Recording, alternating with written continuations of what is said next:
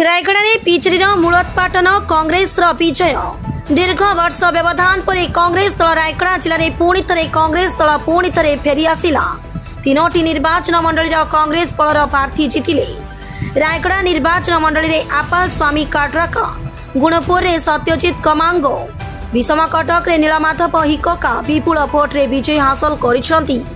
कोरापुट लोकसभा सांसद प्रार्थी सप्तगिरी शंकर उलाका द्वितीय थर विपुल मात्रा भोट व्यवधान में विजय हासिल कर। रायगड़ा निर्वाचन मंडली कांग्रेस प्रार्थी आपाल स्वामी काड्राका निकटतम प्रतिद्वंदी बीजेडी अनुसुया माझी को 29,085 भोट व्यवधान में परास्त कर। आपाल स्वामी काड्राका मोट भोट 87,139 पाइथिबा बेले बीजेडी अनुसुया माझी को 58,054 भोट पाइथिले। प्रार्थी बसंत कुमार लाकरा को 24,302 खंड भोट मिली। कांग्रेस शिविर में खुशीर लहरी खेली जाइछि।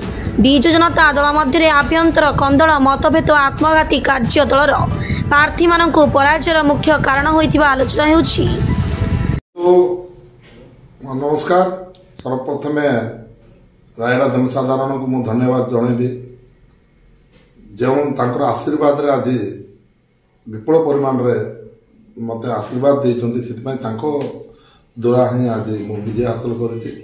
एवं ता संगे संगे हमरो माननीय सांसद श्रीयुक्त सप्तगिरी शंकर उलाका को एवं हमर प्रदेश कांग्रेस कमिटी सभापति को एवं हमर प्रदेश कांग्रेस कमिटी संपादक दुर्गा प्रसाद पंडा महोदय को एवं हमर एआईसी प्रेसिडेंट को मु धन्यवाद जनइबी।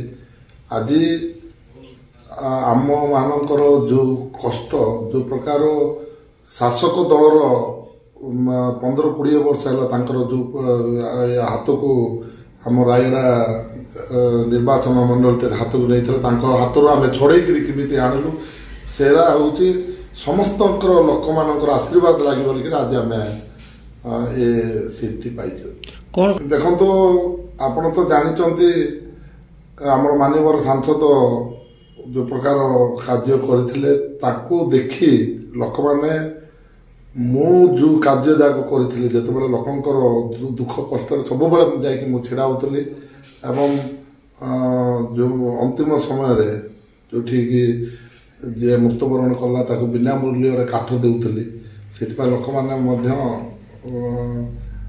आशावादी जे कि जदि कौन सी पदपदवी न था जदि ये काम करते जदि कौन सी पदवी जदि आसला ताले निश्चित और अधिक काम करे बोलिक तांकर विश्वास रही से मत आके से विश्वास रखिक मत विपुल परिमाण भोट दे मत विजय हासिल कर। रायगड़ा आशुतोष कुमार पट्टनायक रिपोर्ट संघर्ष टीवी।